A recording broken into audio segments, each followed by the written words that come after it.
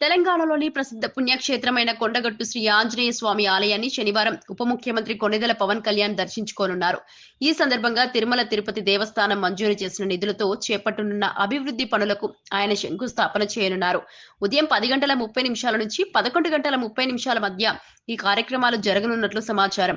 కొండగట్టు క్షేత్రానికి సుదూర ప్రాంతాల నుంచి వచ్చే భక్తులు ఎదుర్కొంటున్న ఇబ్బందులపై ఆలయ అధికారులు, అర్చకులు పవన్ కళ్యాణ్ దృష్టికి తీసుకువెళ్లగా దీక్షా విరమణ మండపం, విశ్రాంతి గదులతో కూడిన సత్రం అవసరమని కోరారు. ఈ ప్రాతిపాదనలను ఉప ముఖ్యమంత్రి నారా చంద్రబాబు నాయుడు దృష్టికి తీసుకువెళ్లగా ఆయన సానుకూలంగా స్పందించినట్లు తెలిపారు.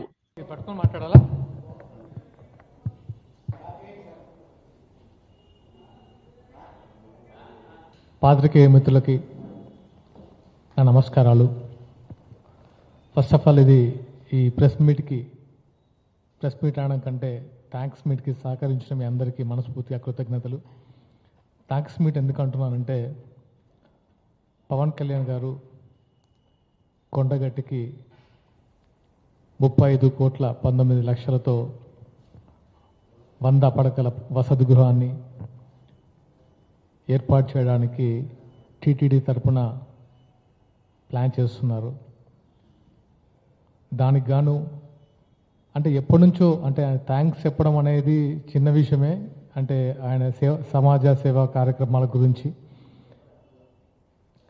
ప్రత్యేకంగా తెలంగాణ నాయకులు, తెలంగాణ వీర మహిళలు, తెలంగాణ జన సైనికులు, తెలంగాణ ప్రజల తరపున పవన్ కళ్యాణ్ గారికి మనస్ఫూర్తిగా కృతజ్ఞతలన్న. ఎందుకంటే మీరు జనసేన పెట్టినప్పటి నుంచే కాదు, జనసేనకు ముందు కూడా తెలంగాణకి ఎక్కడ ఏ కష్టం వచ్చినా మారుమూల ప్రాంతాల్లో బోర్లు వేపించారు, ఫ్లోరైడ్ గురించి ఫైట్ చేశారు, ఇక్కడ నల్లమలలో తవ్వకాల గురించి అఖిలపక్షం ఏర్పాటు చేసి చాలామందికి హెల్ప్ చేశారు. అంటే మీ హెల్ప్ అనేది మీకు మీ సామాజిక స్పృహ గురించి థ్యాంక్స్ చెప్పడం కాదు, మేము అవన్నీ చూసే ఆ భావాలతో మిమ్మల్ని చూసి పెరిగి జనసేనలోకి వచ్చాము. అండ్ ఇప్పుడు ప్రత్యేకంగా ఎందుకంటే థ్యాంక్స్ చెప్పుకునే టైం ఎందుకు అనిపించిందంటే, ఫస్ట్ టైం తెలంగాణలో మీరు ఆంధ్ర డిప్యూటీ సీఎం అయినా కూడా తెలంగాణకి మీ వంతు ఎప్పుడు చేస్తూనే ఉంటారు. రీసెంట్గా ఫ్లడ్స్ వచ్చినప్పుడు సీఎం రిలీఫ్ ఫండ్కి ₹1,00,00,000, అంతకుముందు కోవిడ్ టైంలో 50 లక్షలు, అంతకుముందు సిటీలో ప్రాబ్లం వచ్చినప్పుడు 50 లక్షలు, ఇలా మీ చేతికి ఎంత వస్తే అంత తెలంగాణకి మీరు చేస్తూనే ఉన్నారు. అండ్ ఇప్పుడు కూడా కొండగట్టుకి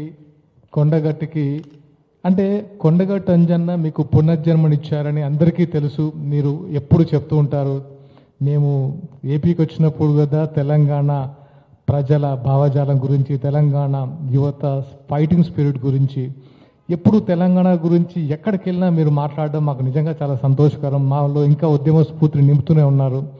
అలాగే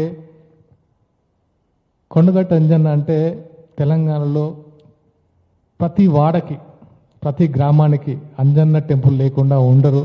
చాలామంది యువత పెద్దలు అందరూ సంవత్సరంలో ఏదో ఒకసారైనా సరే మాల ధరించి కొండగట్టుకి పాదయాత్ర రూపకంగా వస్తూ ఉంటారు. అలాంటి వారికి మాల విరమణ తర్వాత కొంచెం అసౌకర్యంగా ఉండుంటే మీరు వాళ్ళ కోసం పెద్ద కళ్యాణ మండపం ఏర్పాటు చేసి 2,000 మందికి సరిపడా మాల విరమణకి మీరు వెంట నడుద్దాం, ఆయన ఆశలు నింపుకొని మనం కూడా ఫైట్ చేద్దామని ఈరోజు చాలా మందిని అవడం అనేది చాలా సంతోషకరం. అండ్ ముఖ్యంగా రేపు వాళ్ళని కూడా పవన్ కళ్యాణ్ గారు అందరినీ కలవబోతున్నారు. ఎందుకంటే ఇది ఎక్స్పెక్ట్ చేయలేదు మా జనసేనలో, ఇంత సీరియస్గా తీసుకొని ముందుకు వెళ్ళడం అనేది.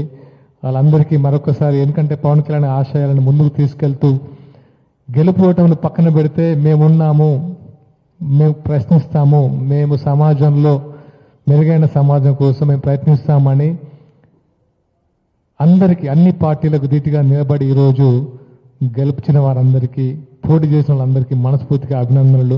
రేపు పవన్ కళ్యాణ్ గారు వాళ్ళందరినీ కలవబోతున్నారు. అండ్ చాలామంది రేపు కొండగట్టుకు కూడా హిందూ సంఘాలు, హనుమాన్ భక్తులు పాదయాత్ర ద్వారా వచ్చి, అంటే నాకు విచిత్రం ఏంటంటే ఒక 1 వీక్ నుంచి ఎప్పుడైతే పవన్ కళ్యాణ్ గారు 3వ తారీఖున కొండగట్టుకు వస్తున్నారో తెలిసినప్పటి నుంచి పార్టీలకు అతీతంగా బీజేపీ వాళ్ళు కానీ కాంగ్రెస్ వాళ్ళు కానివ్వండి బీఆర్ఎస్ వాళ్ళు కానివ్వండి అందరు కాల్ చేసి మాకు ఎలా ఉంటుంది అక్కడ చూడడానికి పాసులు ఉంటాయా, మేము పార్టీ గురించి కాదు అలాంటి నాయకుడిని మేము చూడాలనుకుంటున్నాం కలవాలనుకుంటున్నాం అంటే చాలా సంతోషం వేసింది. అరే ఇక్కడ ఇలాంటి వాతావరణం ఏంటంటే పవన్ కళ్యాణ్ గారు వస్తున్నారంటే రెగ్యులర్గా ఏదో జనాలను మొబిలైజ్ చేసి బహిరంగ సభ విజయవంతం చేయాలని ఎప్పుడు అసలు ఆయన తాటే ఉండదు మాకు.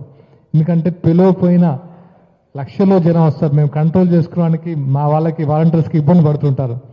సో రేపు పొద్దున చాలామంది జనం వస్తున్నారు, వాళ్ళకు పోలీసులకు ముఖ్యంగా పోలీసులు అండ్ గవర్నమెంట్ సహకరిస్తుంది. మీ అందరికీ మరొకసారి పోలీస్ వారికి అండ్ గవర్నమెంట్కి మరొకసారి ధన్యవాదాలు. అండ్ మీరందరూ అంటే కొంచెం క్రమశిక్షణతో ఎస్పెషల్లీ జన సైనికులు వీర మహిళలు అందరూ క్రమశిక్షణలో మెరిగి ఏదైతే మన నాయకుడు చెప్పిన బాటలోనే కొంచెం ఎవరికి ఇబ్బంది కలగకుండా రేపటి ప్రోగ్రామ్ని విజయవంతం చేయాలని మనస్ఫూర్తిగా కోరుకుంటున్నాను. అలాగే మా వాళ్ళు కూడా అక్కడున్న మా పార్టీ ప్రధాన కార్యదర్శి రామ్ తాలూరు గారు కానివ్వండి, వైస్ ప్రెసిడెంట్ మహేందర్ రెడ్డి గారు కానివ్వండి, ఇన్ఛార్జ్ శంకర్ గౌడ్ గారు కానివ్వండి, వీళ్ళందరూ అక్కడ ఏర్పాట్లో నిమగ్నం ఉన్నారు. ముఖ్యంగా కరీంనగర్ జగిత్యాల ప్రాంతం నుంచి ఎస్పెషల్లీ ఆదిలాబాద్ మంచిర్యాల్ ఈ ప్లేస్ నుంచి చాలామంది వస్తున్నారు. కొంచెం జాగ్రత్తగా రావాలని కోరుకుంటున్నాము. అండ్ ఇంకా విషయానికి అంతా చాలా మాట్లాడాలి ఉంది. ఇది సరైన టైం కాదు కానీ థ్యాంక్ యూ సో మచ్ మీ అందరికీ ఈ థ్యాంక్స్ మీట్కి సహకరించినందుకు మరొకసారి కృతజ్ఞత తెలుపుకుంటున్నాను. Thank you all. జనసేన ప్రచార కార్యదర్శి ఆర్కే సాగర్, సురేష్ రెడ్డి గారు, బైరి నరేష్, గోకుల్ రవీందర్ రెడ్డి, రావిష్ దాసరి.